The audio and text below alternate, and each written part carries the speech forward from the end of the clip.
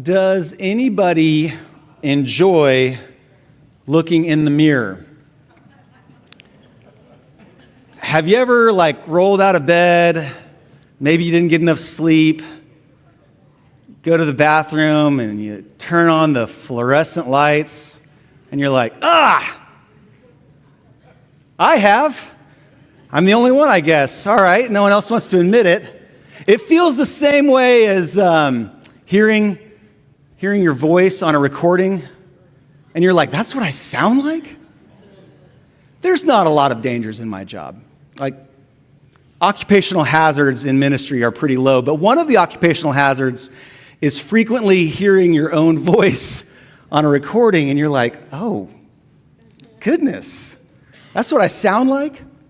Looking in the mirror is risky. Hearing yourself is a risky proposition, but I want us to think with a mirror today. I want us to hold up a mirror. I want us to stand in the shoes of Peter and hold up a mirror, except this risky thing that we're going to do is not holding up a mirror and looking at ourselves as Peter, but turning it outward.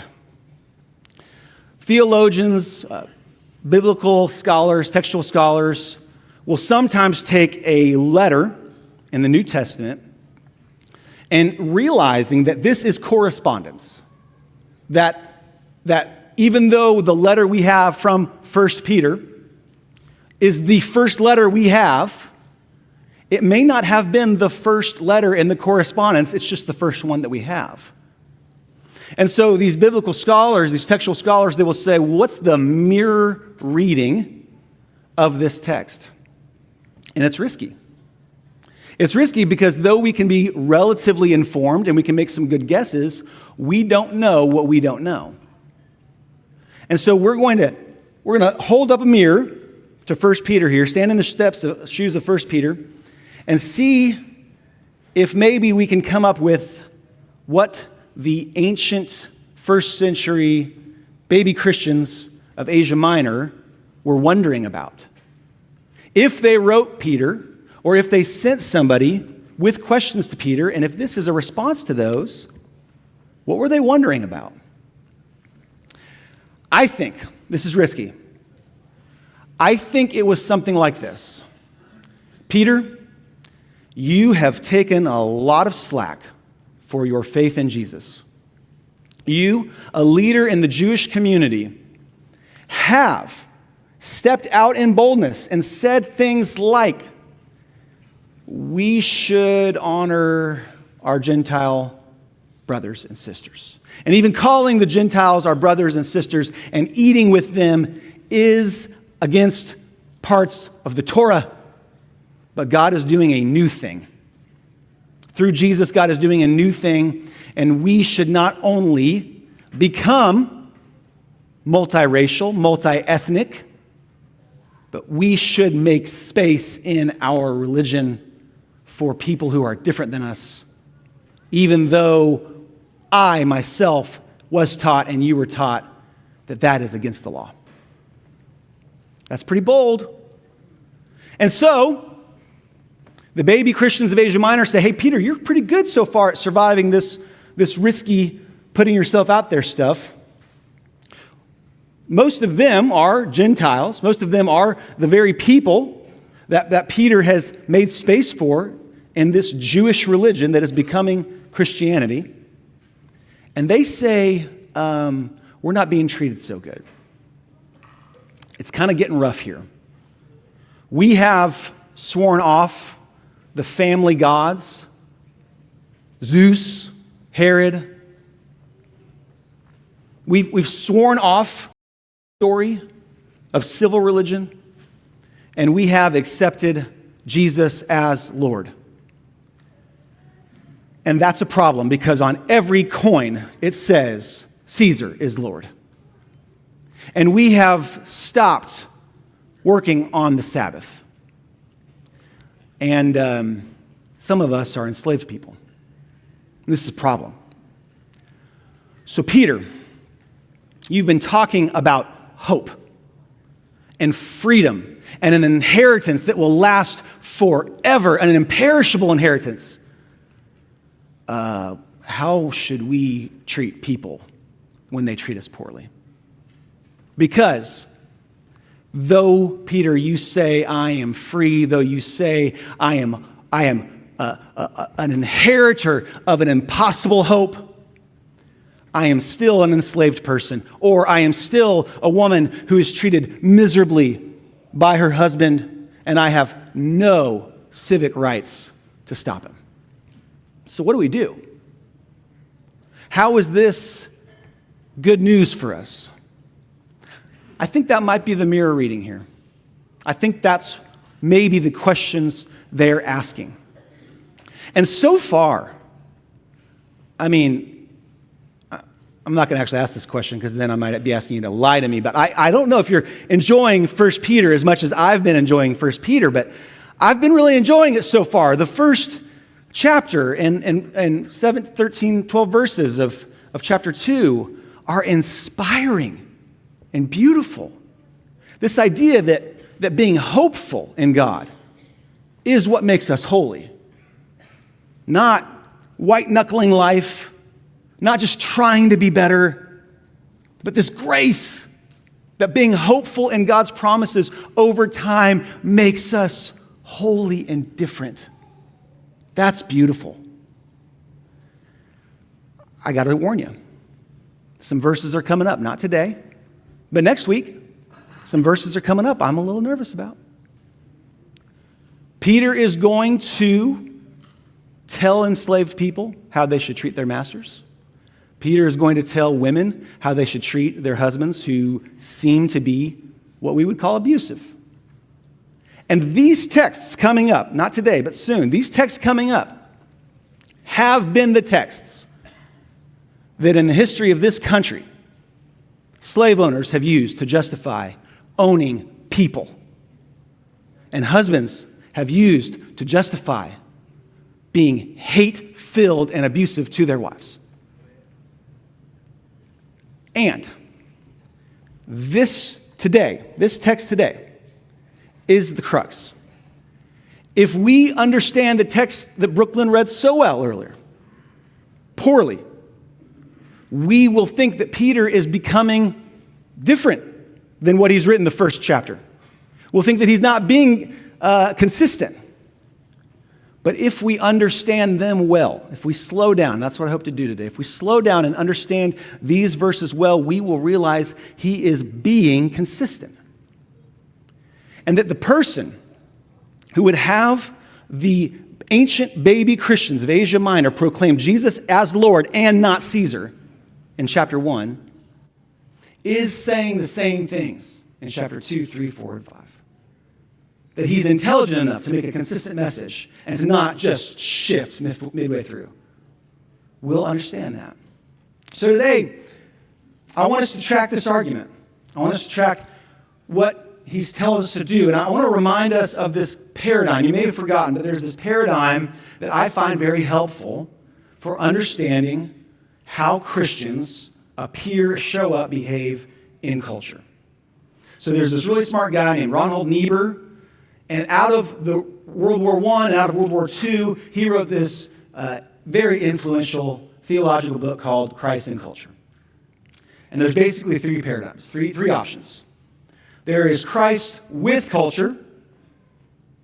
So Christians can show up and be no different than the culture that is around them. Well, there you go. Yeah, just go ahead and put all of them up there. Thank you, because I'm saying out of order and I'm not being nice to the slide person today. There's Christ with culture. And this is what we would say for a long time is what the liberal movements of theology have been after.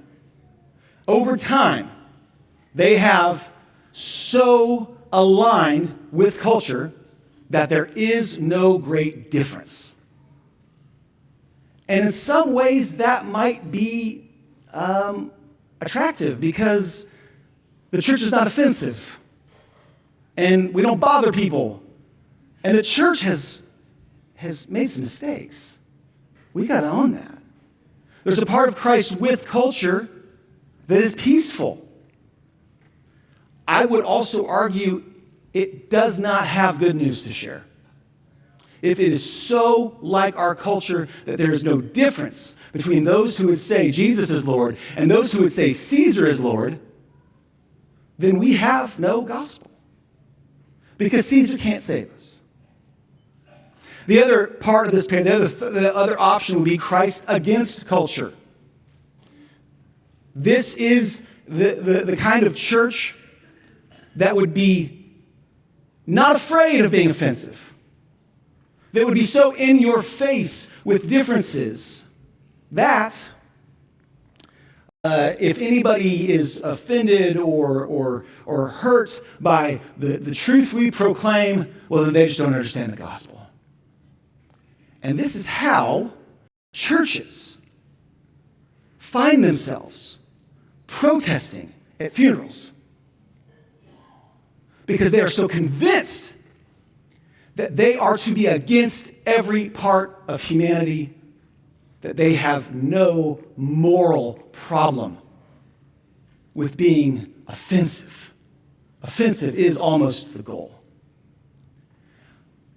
I want to argue today that these two options are just different sides of the same coin. That when your goal becomes to align with culture, or your goal becomes to be anything other than culture, you have made culture your God.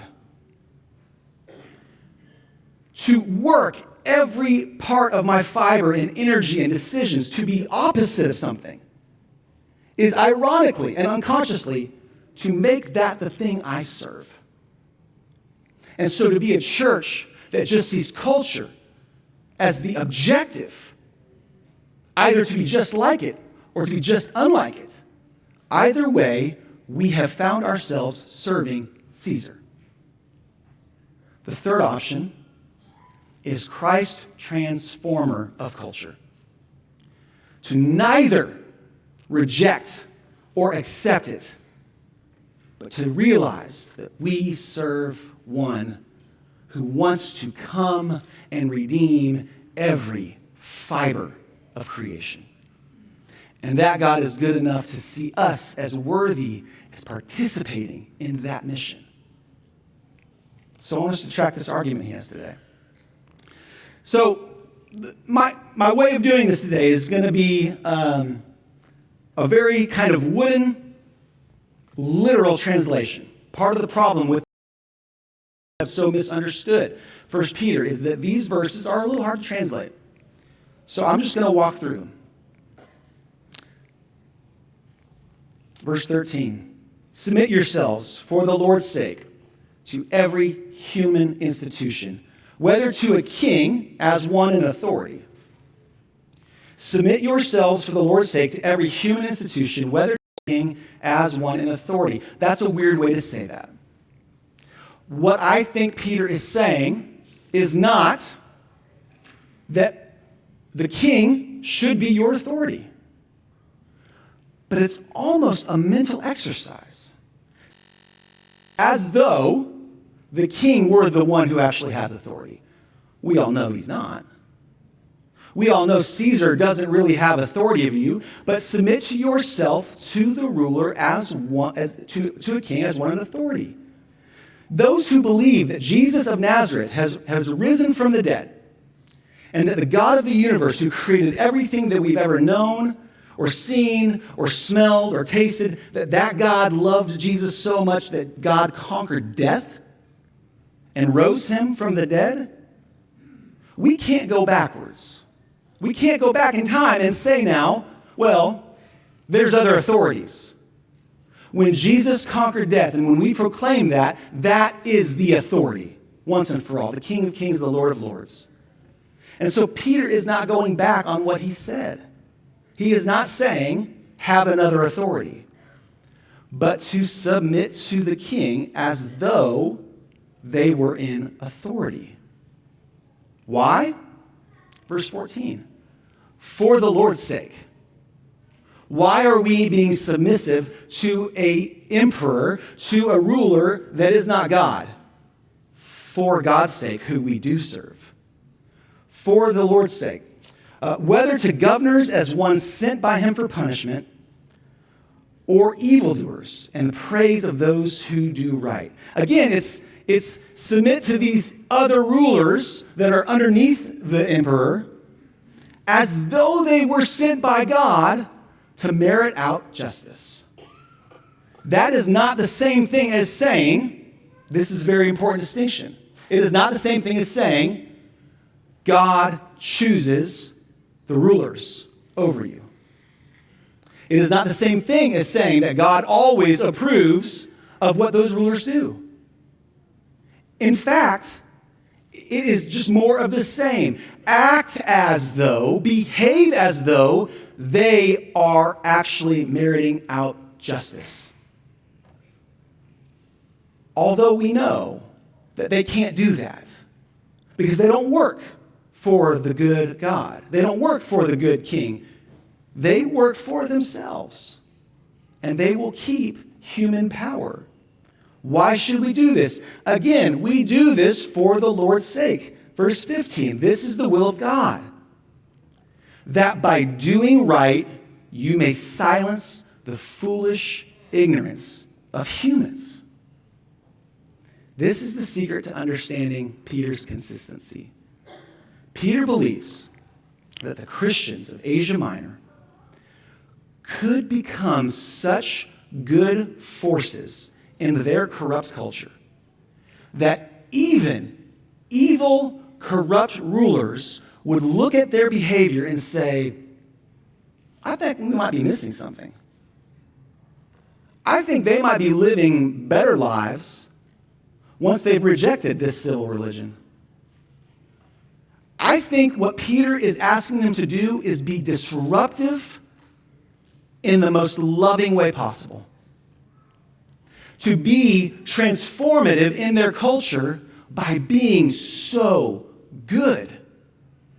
How confusing would that be for a Roman emperor or ruler or governor to see someone who has rejected the civic gods, who does not work on the Sabbath as though that were an option, who is causing troubles in our city, and then to look at their lives and go, I got nothing bad to say about them. They're good. They're maybe even better. Be so good that you silence the foolishness of human ignorance. This is the secret, that the most powerful human leaders will be forced to become the very mouthpieces of this movement. That they might even be the ones to say, maybe we're getting this wrong. And so, by being loving, by being positive disruptors, they are subverting the system itself, subverting the evilness of human rulers by being good. Not by rioting, not by becoming enmeshed, not by becoming just like it, but by being different, by being good. Being different by being so loving. This is the kicker. Act as free people. Again, it's the same thing. By act as though the rulers are good. Act as free people. Many of them are not. Most of them may not be free people. Act as free people, but do not use your freedom as covering for evil, but as servants of God. You are servants of God. You are freed from those that still might own you. You are freed from the oppressive spouse that still might have total control over you. But do not use your freedom then to be evil, but to be good. Because you are servants of a good God, and your new mission in life as free people is to honor this king, to serve this king. And so our last line here is going to be as clear as he can put it. Honor everybody. Honor everybody. Love the brotherhood. This is a gender-neutral term. It could just as easily be love the sisterhood. Love the siblings. Honor everybody. Love the church. Love your brothers and sisters in Christ.